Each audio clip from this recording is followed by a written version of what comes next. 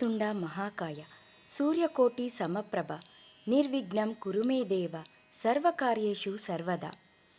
ಯಾವುದೇ ಕೆಲಸಕ್ಕೆ ಕೈ ಹಾಕುವ ಮುನ್ನ ವಿಘ್ನ ವಿನಾಶಕನಿಗೆ ಪೂಜೆ ಮಾಡ್ತೇವೆ.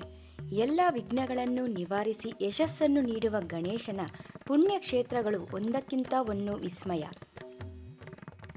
ಅದೇ ರೀತಿ ಇಲ್ಲಿ ಸ್ವಯಂ ಉದ್ಭವ ರೂಪ ತಾಳಿದ ಗಣಪನ ಒಂದು ಭಕ್ತಿ ಕ್ಷೇತ್ರದ ಕತೆ ರೋಚಕವಾಗಿರುವುದು ಅಲ್ಲದೆ ತರ್ಕಕ್ಕೆ ನಿಲುಕದ್ದಾಗಿದೆ.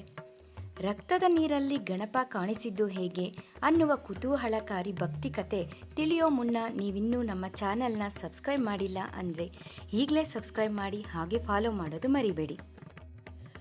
ರೋಚಕ ಸತ್ಯಗಳನ್ನು ಪ್ರತ್ಯಕ್ಷವಾಗಿ ಕಾಣುವಂಥ ಈ ಸ್ಥಳದು 100-200 ವರ್ಷವಲ್ಲ, ಸುಮಾರು 1000 ವರ್ಷಗಳ ಇತಿಹಾಸ ಹೊಂದಿರುವ ಈ ವಿನಾಯಕನ ಸ್ಥಳ ಪುರಾಣ ಕೇಳುತ್ತಿದ್ದರೆ ಭಕ್ತಿಭಾವ ಹುಕ್ಕುತ್ತದೆ. ರಕ್ತದ ನೀರಲ್ಲಿ ಯಾಕೆ ಗಣಪ ಕಾಣಿಸಿಕೊಂಡದ್ದು ಅಂತ ಕ್ಷೇತ್ರದ ವಿಶೇಷತೆ ತಿಳಿಸುತ್ತದೆ. ಈಗಿನ ಆಂಧ್ರ ಪ್ರದೇಶದ ಚಿತ್ತೂರು ಜಿಲ್ಲೆಯಲ್ಲಿ 1000 ವರ್ಷಗಳ ಹಿಂದಿದ್ದ ವಿಹಾರಿಪುರಿ ಅನ್ನೋ ಹಳ್ಳಿನಲ್ಲಿ 3 ಅಣ್ಣ ತಮ್ಮಂದಿರು ಇದ್ದರು. ಈ 3 ದೃಷ್ಟಿಲೋಪ, ಕಿವಿ ಕೇಳಿಸದೇ ಇರುವುದು, ಹಾಗೆ ಮಾತನಾಡಲು ಆಗದಂತೆ ಒಂದೊಂದು ಸಮಸ್ಯೆಯಿಂದ ಬಳಲುತ್ತಿದ್ದರು. ದೈಹಿಕವಾಗಿ ನ್ಯೂನತೆಗಳಿದ್ದರೂ 3 ತಮ್ಮ ಅಲ್ಪ ಸ್ವಲ್ಪ ಕೃಷಿ ಭೂಮಿಯನ್ನು ಅವಲಂಬಿಸಿ ಬೇಸಾಯ ಮಾಡುತ್ತಿದ್ದರು. ಒಂದು ಬಾರಿ ಅವರ ಹೊಲದಲ್ಲಿದ್ದ ಬಾವಿಯಲ್ಲಿ ನೀರು ಬತ್ತಿ ಹೋಗಿತ್ತು. ಆಗ ಅಣ್ಣ ತಮ್ಮಂದಿರು ಬಾವಿಯಲ್ಲಿ ಮತ್ತಷ್ಟು ಮಣ್ಣು ಅಗೆಯಬೇಕೆಂದು ನಿರ್ಧರಿಸಿ 3ರಲ್ಲಿ ಒಬ್ಬಾತ ಬಾವಿಗೆ ಇಳಿದು ಕಬ್ಬಿಣದ ಸಣಿಕೆಯಿಂದ ಅಗೆಯಲು ಮುಂದಾಗಿದ್ದ. ಮಣ್ಣನ್ನು ಅಗೆಯೋ ವೇಳೆ ಒಂದು ಕಲ್ಲಿಗೆ ಹೊಡೆದಿದ್ದಾನೆ. ಹೊಡೆದಾಗ ಬಂದ ಶಬ್ದಕ್ಕೆ ಆತ ವಿಸ್ಮಿತಗೊಂಡಿದ್ದಾನೆ. ಕಲ್ಲಿನಿಂದ ರಕ್ತ ಸೋರಿದೆ.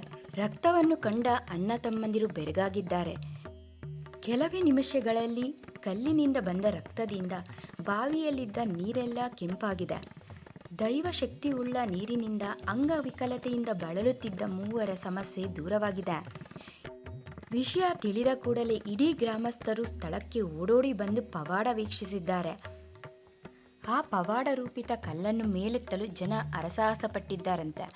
ಆದರೆ ಯಾರು ಎಷ್ಟೇ ಪ್ರಯತ್ನಿಸಿದರೂ ಬಾರದ ಕಲ್ಲು ಸ್ವತಃ ತಾನಾಗಿಯೇ ಮೇಲೆ ಬಂದು ಬಾವಿಯ ನೀರಲ್ಲಿ ತೇಲಾಡಿದೆ.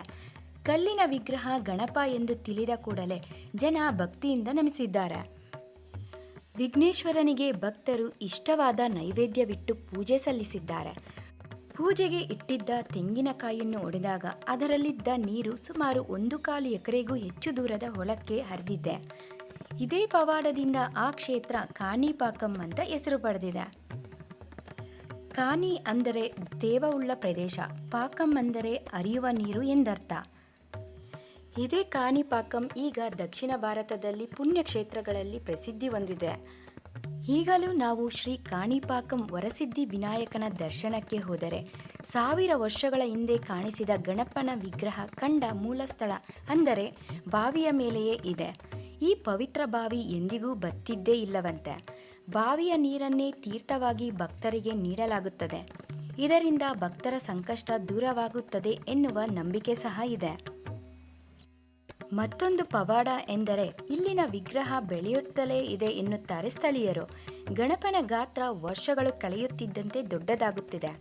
50 ವರ್ಷಗಳ ಹಿಂದೆ ಒಬ್ಬ ಭಕ್ತರು ನೀಡಿರೋ ಬೆಳ್ಳಿ ಕವಚ ಈಗ ಆಗುತ್ತಿಲ್ವಂತೆ.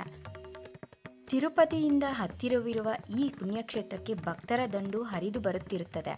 ಈ ದಿವ್ಯ ಕ್ಷೇತ್ರದ ವಿಡಿಯೋ ಮತ್ತಷ್ಟು ಜನರಿಗೆ ಶೇರ್ ಮಾಡಿ. ಇಷ್ಟವಾಗಿದ್ದರೆ ಲೈಕ್ ಮಾಡಿ. Thank you.